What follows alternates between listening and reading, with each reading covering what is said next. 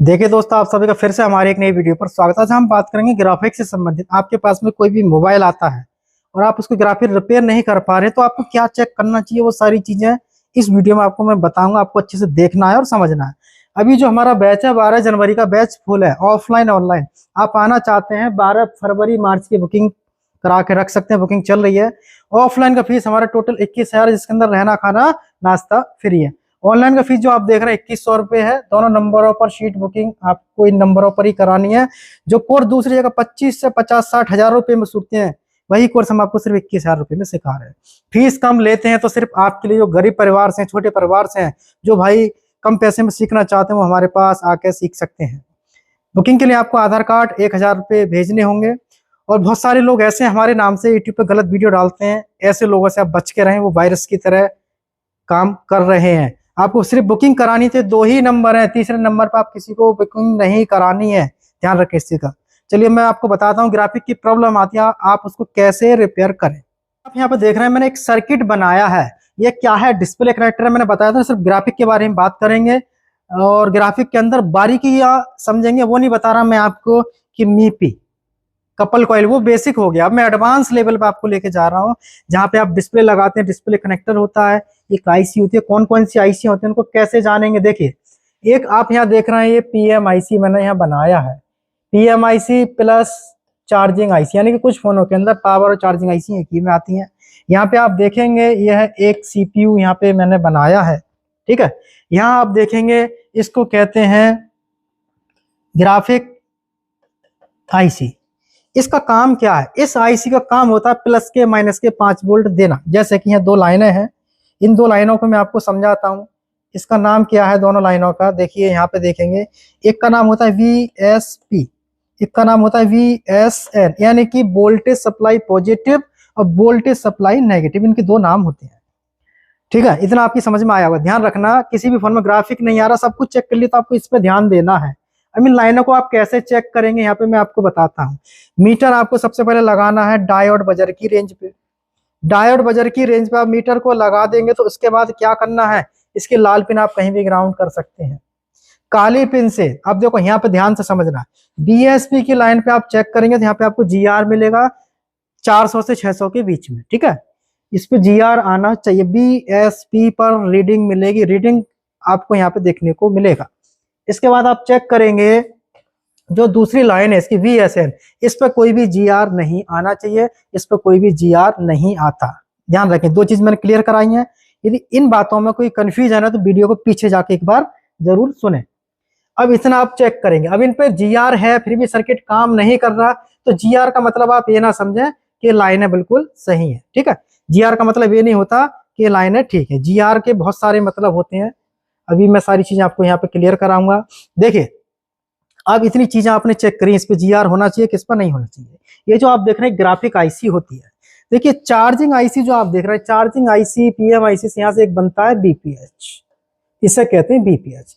जब बीपीएच की लाइन आपकी यहाँ से निकलती है तो आपको इस तरीके से इस आईसी के अंदर डायरेक्ट जाती है। लेकिन यहाँ पे इसके साथ में जब यहाँ पे स्विचिंग होती है, ध्यान रखें, तो ग्राफिक आईसी के पास आपको एक कॉइल मिलेगी। कॉइल के साथ में आप देखेंगे इस आईसी के अंदर 2 पिनों पर जाना चाहिए, इसकी आईसी के 2 पिनों पे अंदर जाना चाहिए।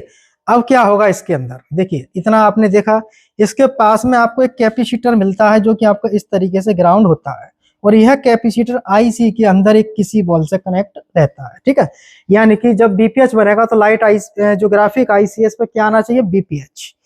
और वीएसपी पे रीडिंग आनी चाहिए, वीएसएन पे रीडिंग नहीं आनी चाहिए। इतना आपकी समझ में आया।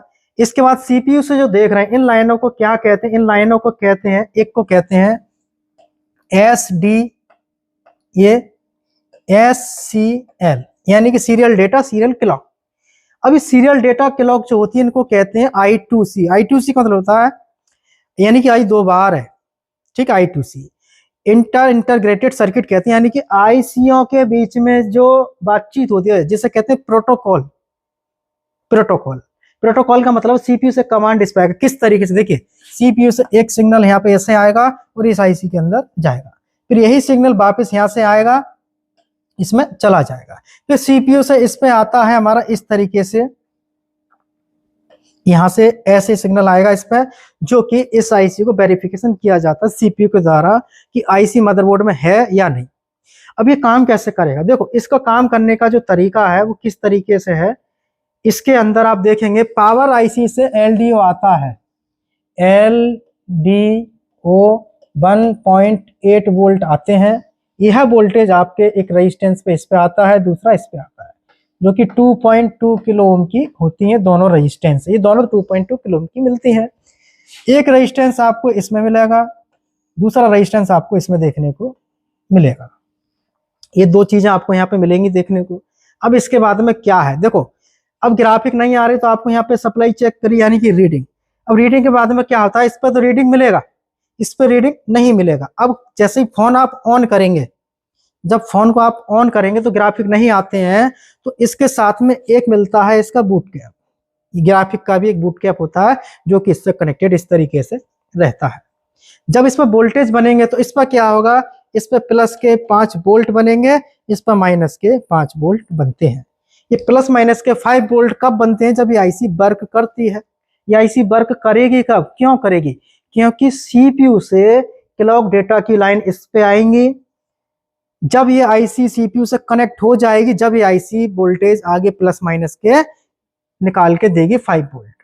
यदि इनमें से कोई भी, दोनों में से कोई भी रेजिस्टेंस खराब हो जाती है या 1.8 एलडीओ इस पर नहीं आता है, तब भी माइनस के 5 या प्लस के 5 वोल्ट नहीं बनेंगे। अब इसमें क्या रहता है कि जो आप ये देख रहे हैं इसके अंदर यहाँ पे, अब इसमें क्या, जैसे कि ये लाइन ब्रेक हो गई, इस पे वोल्टेज एक पे है एक पे नहीं, तो आप क्या कर सकते हैं, इसको यहाँ से जंपर दे सकते हैं। यहाँ पे मैं सर्किट में इसलिए समझा रहा हूँ क्योंकि आपको समझने में आ जाए और आसानी रहे। इनको प्रैक्टिकल आप खुद भी कर सकते हैं, मैंने और भी वीडियो डाल रखे हैं, उनसे भी देख सकते हैं। और आपको ऑफलाइन ट्रेनिंग लेनी, अच्छे से सीखना है, तो आप मेरे पास में यहाँ पे आके सीख सकते हैं। टोटल फीस 21,000 रुपये, बुकिंग के लिए आधार कार्ड 1,000 रुपये भेजने होंगे। 20,000 रुपये फीस आपकी आने के बाद जमा होती है, जिसके अंदर आपका रहना खाना नाश्ता टूल किट सारी व्यवस्था उसके अंदर करी जाती है। तो पूरी फीस एक साथ जमा इसलिए कराई जाती है। अब यहाँ पे सारी चीज आपकी समझ में आई होंगी, ठीक है।